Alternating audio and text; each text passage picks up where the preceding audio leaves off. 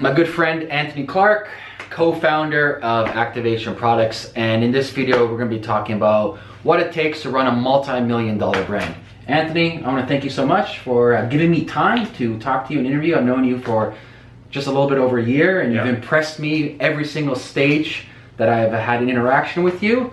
And hopefully you're gonna enlighten us today on like the nitty-gritty on what it really takes to run a lean, mean business. Cool. Well, I'm glad to be here, Amir. Hey everyone. So yeah, like Amir said, we do run a multi-million-dollar company here. We manufacture our own supplements and we sell them online, direct to consumer for the most part. And running. Well, before we continue, what company is it? It's Activation Products, activationproducts.com.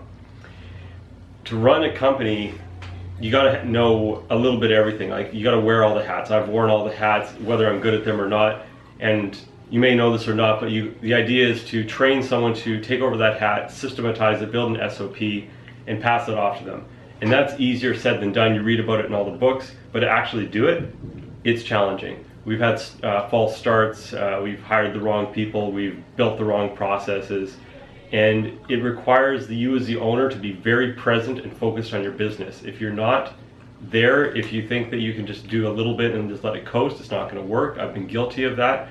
I've had the mentality of just letting someone else do it. You know, they say they're good at it, they ace the job interview, and great. Now I'm paying for it because I have to fire that person, I have to replace them, I have to get back into the trenches and relearn that thing. Example, sales. I have to get back on the sales floor and relearn how to sell because I haven't done that for quite a few years. I've been focusing on marketing. You brought up something important though, is before you expand your team, is you actually dive in deep into the subject matter and you internalize and you actually know it. Yes. As opposed to just saying, oh, go do this. You try to outsource everything. How can I tell someone to do it if I haven't done it? And I have done that, and I've paid the price.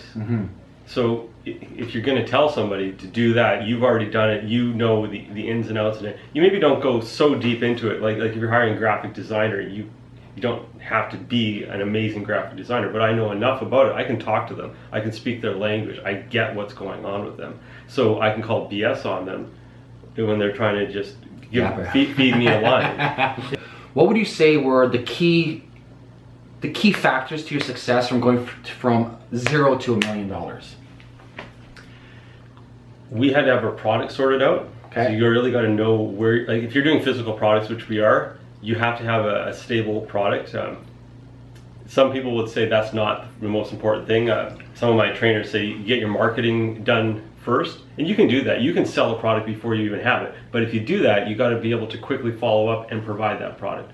So it's product, price, placement. I've heard stuff like that. The P's. Yeah, exactly. Like those are quite relevant. So when it was a few years ago when I think we made our first million.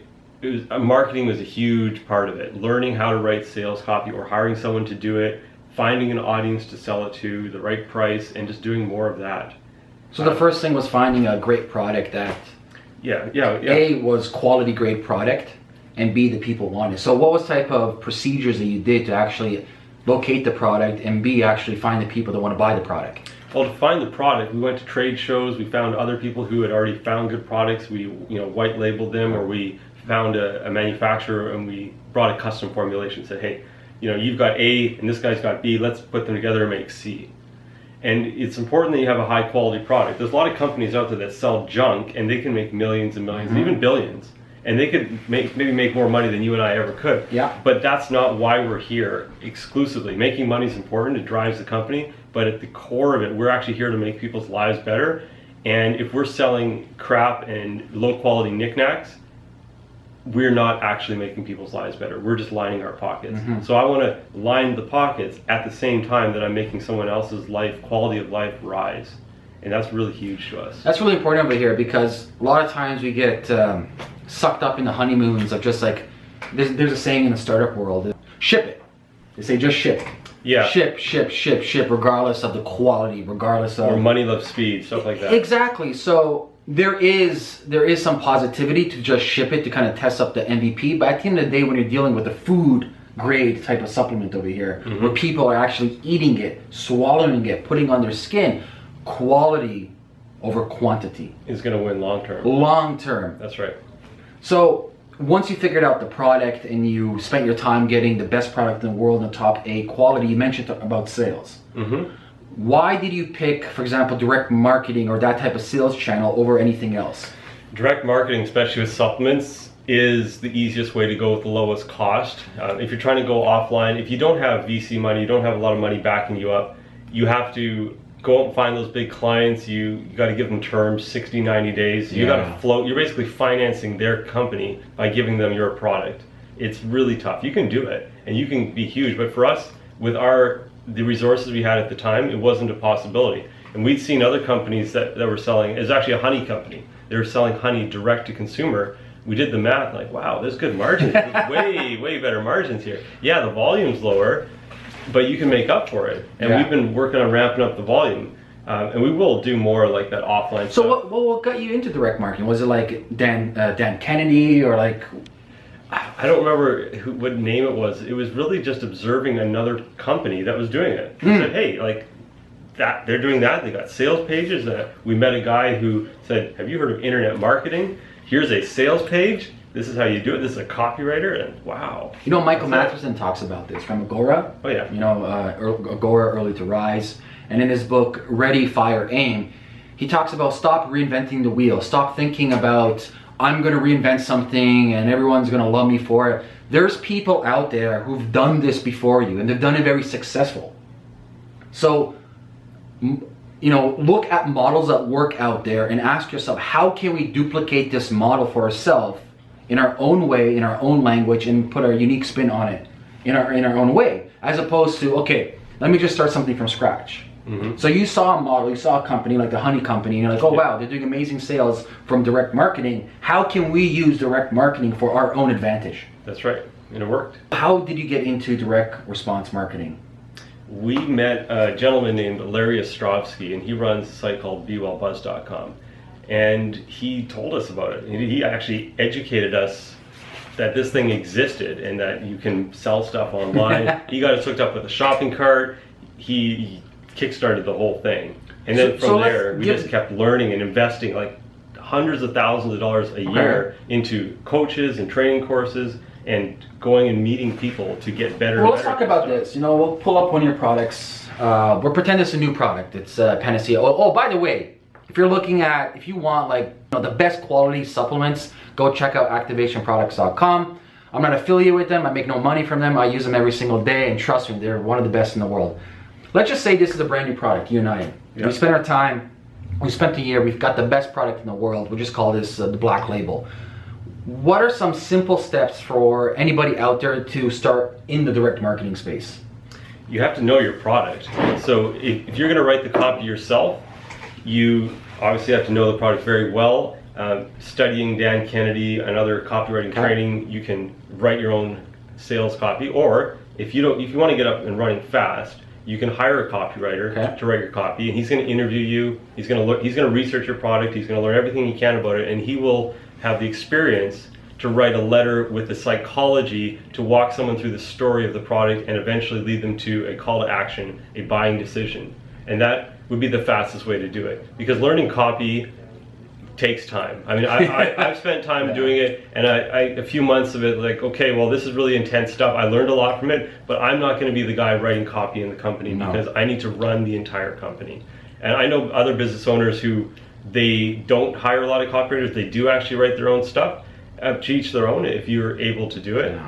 But that is what it doesn't matter who writes it. You absolutely have to have copy written. You have to have the emails written. You have to have the sales page written. And what's most important is not the upfront sale, it's the back end sale. So you make the sale up front, and you have to follow up with those people. You have to nurture that client because you paid money to acquire that customer. You're paying your copywriter, your developers, your designers, paying for traffic, your Facebook ads, whatever you had to pay to get them there. And you spent all those thousands of dollars to finally get your customer, and you sold them a $20 widget or a $40 supplement, whatever it is.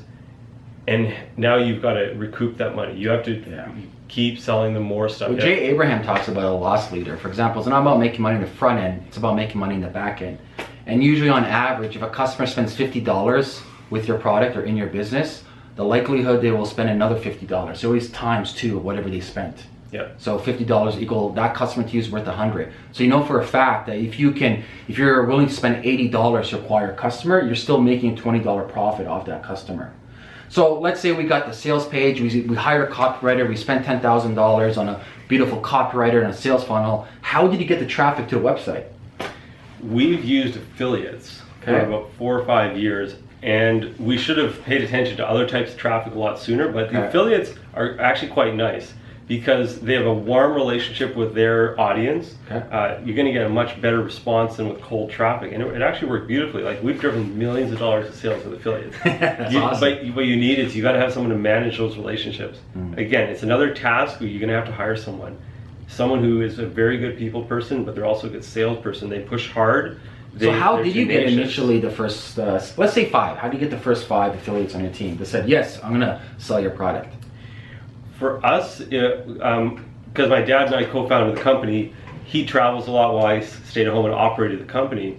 He would meet people at trade shows. He would meet them at conventions. That's one way. You can just do flat out blogger outreach. You can make a list of all the blogs that you can find in your niche and start outreaching to them. And you really know how to do that. Moral of the story though, building your affiliate network, I call it the relationship network, is focusing on relationships.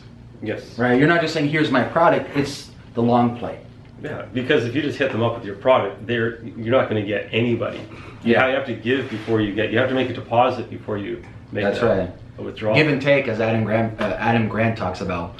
So once you have these affiliates, you mentioned something over here that's really important, is having a manager for them. Yes. So how key was a manager for your success when it came to running your business? Oh, like when I was managing the affiliates, things are like pittering along. As soon as we got affiliate managers, like 3 times sales the first month, and just go up, up, up. Eventually, she plateaued for other reasons, but it was money well spent. She made money for us immediately. So you would say that your company's growth up to $1 million would be direct response marketing plus affiliate marketing? Yes, absolutely. It made a huge difference. That was, I could go and pull the actual reports, but I know roughly in my mind that was when it made a huge difference. Let me ask you this though, if you had to rewind, since you've been through it, you've learned everything, would you have done anything differently from the get-go when it comes to direct response and affiliates?